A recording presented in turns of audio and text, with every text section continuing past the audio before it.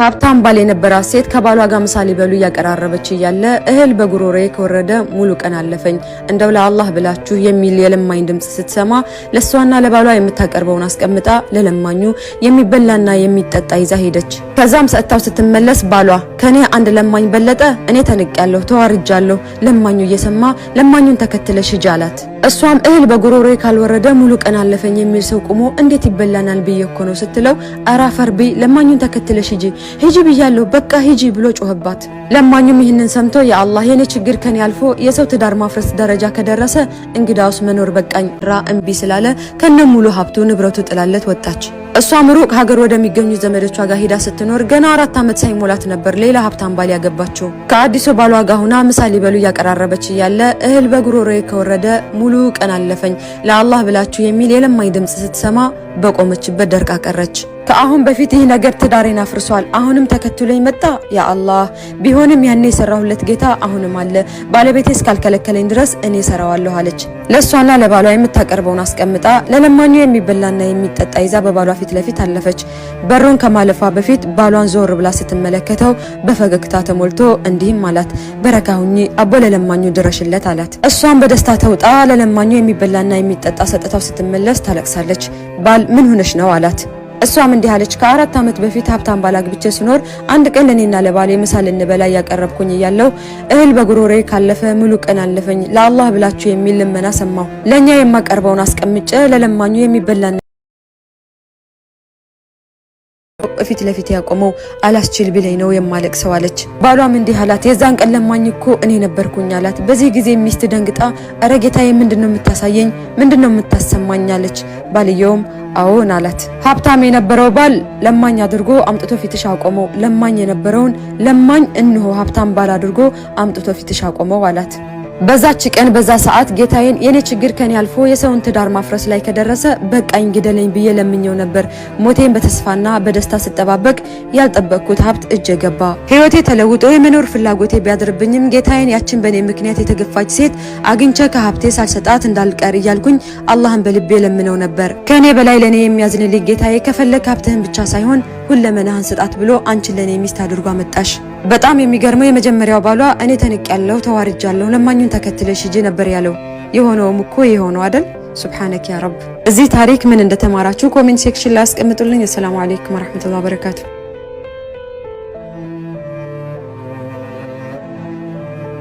አላህዬ ወገብ የሚያስጎብጥ የኑሮ ሸክምና የዱንያ ጉዳይ ያላቸው ወዳጆች በእኛ ተስፋ አድርገው በዱዓ አደራ ብለውናልና ያ ረብ በእኛ ሳይሆን እዝነትህን ከጅለው ዱዓ አድርጉልን ስላሉን ብቻ ያልታሰበውን ሪዝቅህን፣ የማያልቀው ምህረትህን፣ የማይዋዥቅ አፊያህን፣ የተደላደለ ኑሮን ስጣቸው።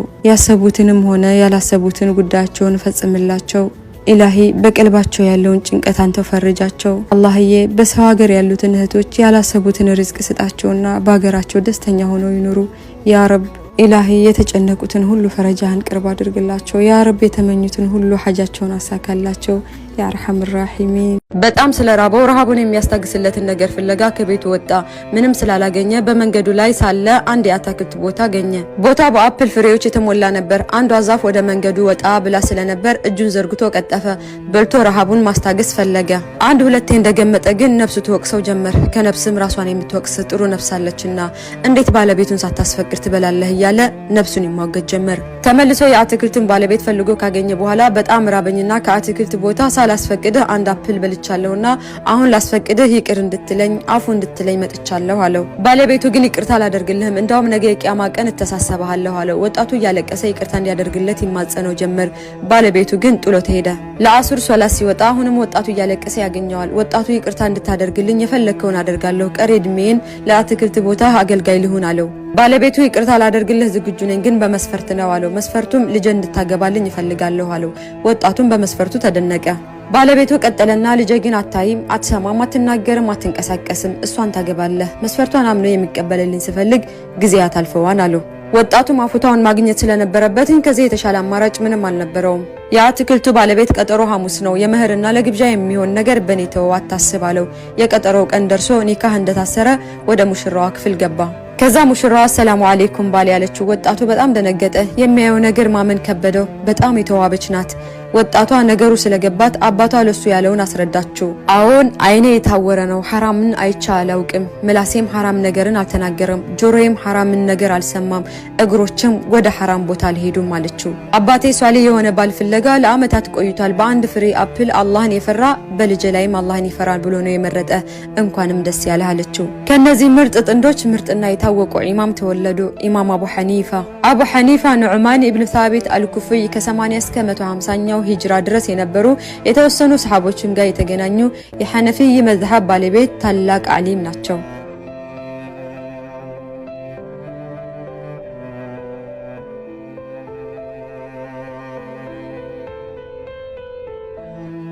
ሁለት ሐጃጆች ሐጃቸውን ጨርሰው ወደ ሀገራቸው ለመመለስ ጅዳ ኤርፖርት ላይ ፍላይታቸውን እየጠበቁ ሳለ ነበር የተገናኙት። አንደኛው በህንጻ ተቋራጭ የሚሰራ ኮንትራክተር ሲሆን ሌላኛው ሰኢድ ይባላል። በግል ሆስፒታል ውስጥ በአነስተኛ ደሞዝ ተቀጥሮ የሚሰራ ፊዚዮቴራፒስት ወጌሻ ነው። ኮንትራክተሩ እንደዚህ ሲል ጨዋታ ጀመረ። አላህ ወፍቆይ ለ10ኛ ጊዜ ነው ሐጅ ዚያራ የመጣሁት ይላል። ሰኢድ ሐጅን መብሩር፣ አላህ ይቀበልህ፣ ወንጀልህንም አላህ ይማረው ይለዋል። ኮንትራክተሩ ፈገግ በማለት አሚን፣ ለሁላችንም፣ አንተስ ከዚህ በፊት ሐጅ አድርገህ ታውቃለህ ይለዋል። ሰኢድም ታሪኬ ረጅም ነው ባልጀምረው ይሻላል ይላል። ኮንትራክተሩ ግን ግድ የለም ንገረኝ፣ ቁጭ ብለን አይደል ያለነው፣ ሰዓት አለን አለው። ሰኢድ እንዲህ ሲል ታሪኩን ይነግረዋል። እንግዳውስ ልንገርህ፣ እኔ የምሰራው በሆስፒታል ውስጥ በወጌሻነት ነው። የሐጅ ጉዞ ለማድረግ ለ30 ዓመታት ገንዘብ አጠራቅሜያለሁ። እናም በዚህ ዓመት ሐጅ ለማድረግ የሚያስችል በቂ ገንዘብ ስላኖርኩ ከባንክ አውጥቼ የሐጅ መሰናዶዬን ለመጀመር ጓጉቼ ወደ ስራ ቦታ ሄድኩ። ታዲያ ስራ ቦታ እንደደረስኩ ግማሽ አካሉ ፓራላይዝድ የሆነ ልጇን የሕክምና እርዳታ የምሰጥላትን እናት አገኘኋት። ለታዳጊው ለረጅም ጊዜ የሕክምና አገልግሎት ሰጥቼው በጤና ላይ መሻሻሎችን አሳይቶ ነበር። እናትየው ከፊቷ ጭንቀትና መረበሽን ይታይባታል። በሐዘን በተዋጠ ድምጽ ልጄን ለአላህ ልተወው ነው ወንድም ሰኢድ፣ ዛሬ መጨረሻችን የሕክምና ጉብኝት ነው አለችኝ። በጣም ተገረምኩ። ለልጇ የምንሰጠው የሕክምና አገልግሎት ደስተኛ ስላልሆነች ሌላ ሆስፒታል ልትቀይር ነው ብዬ ገመትኩ።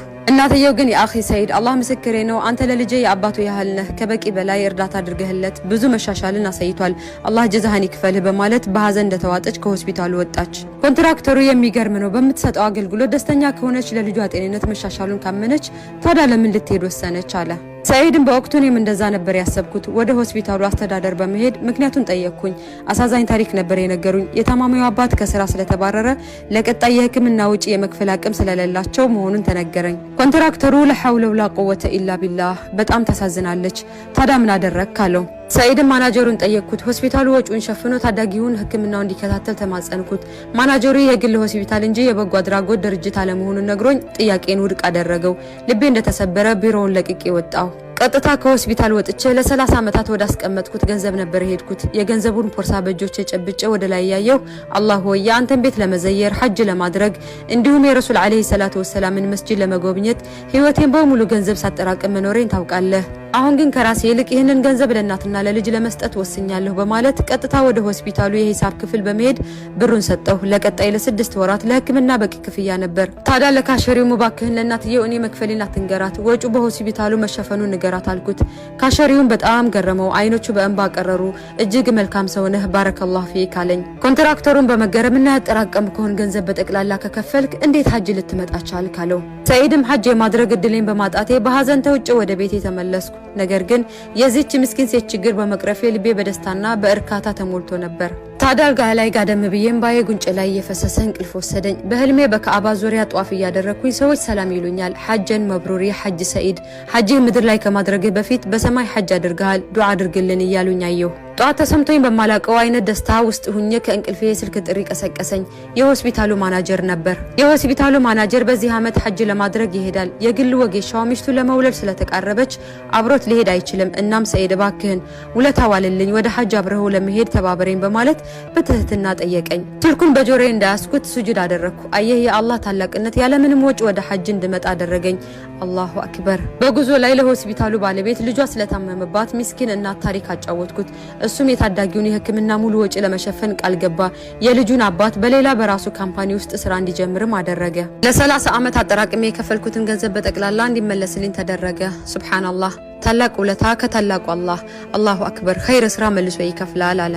ኮንትራክተሩን በሰማው ታሪክ ልቡ ተነክቶ ከመቀመጫው በመነሳት ሰኢድን በማቀፍ በህይወቴ እንደዛሬ በራሴ አፍሬ አላውቅም። በየአመቱ ተመላልሼ ሐጅ ማድረጌ ትልቅ ጉዳይ መስሎ ይሰማኝ ነበር። የአንተ ሐጅ ከእኔው 1000 ጊዜ በላጭ ነው አለው። አየክ ወንድሜ ሰኢድ፣ እኔ ወደ አላህ ቤት እመጣለሁ፣ አንተ ግን አላህ ቤቱ እንድትጎበኝ ጋበዘህ። አላህ ሐጅህን ይቀበልልህ፣ ደግሞም ተቀበለ አላህ ሚና ወሚንኩም ሷሊሃል አዕማል ይል ነበር። ያኔ ከዛሬ እውነተኛ ታሪክ የምንረዳው ነገር ገንዘብ ያላችሁ ሰዎች ሐጅን ከምትደጋግሙ ከፍለው ሐጅ መሄድ ለማይችሉ ሐጅን ብታስደርጓቸው አጅራችሁ ከፍ ያለ ነው በአላህ ፍቃድ ኢንሻአላህ። ሐጅ ያላደረገን በሙሉ ሁላችሁንም ሐጅን አላህ ይወፍቃችሁ። አላሁማ አሚን።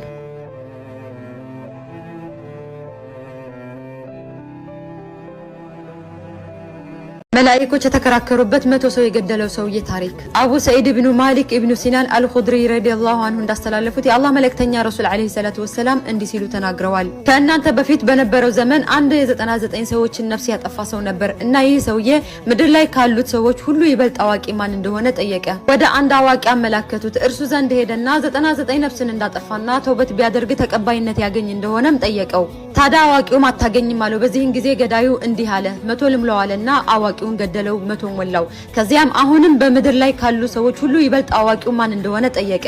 ታዲያ ሌላኛውን አዋቂ ሰው አመላከቱት። 100 ሰዎችን ህይወት ያጠፋ ሰው ተውበት ቢያደርግ ተቀባይነት ያገኝ እንደሆነም ጠየቀው። አዋቂ ሰውየውም አዎ ተቀባይነት ያገኛል፣ በርሱና በተውበቱ መካከል ግርዶ የሚፈጥረው ማን ነው ሲል ነገረው። አዋቂውን በመቀጠል ገሌ ወደ ተባለው ቦታ ሂድ፣ እዛ ስፍራ አላህን ብቻ የሚያመልኩ ሰዎች አሉ፣ ከነሱ ጋር ሆነህ አብረህ አላህን አምልክ፣ ወደ ነበርክበትም ሀገር አትመለስ፣ የክፋት ስፍራ ነውና አለው። በአሊሙ ወደ ተጠቆመው ሀገር እየተጓዘ ያለ መንገዱን እንዳጋመሰ ሞት ነጠቀው። የእዝነት የጀነትና የቅጣት አዛብ መላእክቶች መከራከር ጀመሩ። ተውበትና ቀልቡን ወደ አላህ አዙሮ ነው የመጣው አሉ የጀነት መላእክቶች። በአንጻሩ ደግሞ በጎ ተግባር ፈጽሞ አያውቅም እያሉ የአዛብ መላእክቶች ይከራከሩ ጀመር። ታዲያ አንድ መላእክት በሰው ተመስሎ ወደ እነሱ መጣ። ብይን ይሰጣቸውም ዘንድ ጋበዙት። እሱም እንዲህ አለ፣ ሁለቱም መሬቶች የመጣበትንና የሚሄድበትን ከሞተበት ስፍራ ያላቸውን ርቀት ለኩ፣ ለቀረበው ወገን ይሆናል አላቸው። እነሱም ለኩ። ታዲያ መሄድ ወደ ጀመረበት ስፍራ በትንሹ ቀረብ ብሎ አገኙት። ከዛም የጀነት መላእክቶች ወሰዱት። ሱብሃነክ ያ ረብ። ከዛሬው ቅሳ የምንረዳው ነገር ምንም ያክል ወንጀላችን ከፍ ቢልም አላህ Subhanahu Wa Ta'ala መሐሪ መሆኑን አውቀን ተውበት ማድረግ እንዳለብን ነው። ብዙዎቻችን በተለይ በዚህ ዘመን ያለን ወጣቶች በወንጀል ተዘፍቀን አላህ ይምረንም እያልን በዛው ተመሽገን የምንቀር ሰዎች ይህ ለኛ ትልቅ ሞዴል ነው ብዬ አስባለሁ። አላሁ ተዓላ ሁላችንንም መጨረሻችንን ያሳምርልን ያ ረበል ዓለሚን።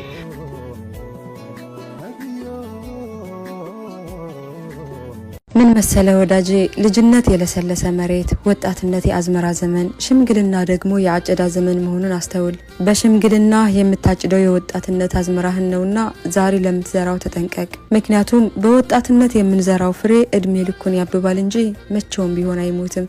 ስለዚህ ምድር ላይ ስንኖር መልካም ነገሮችን ብቻ እንዝራ።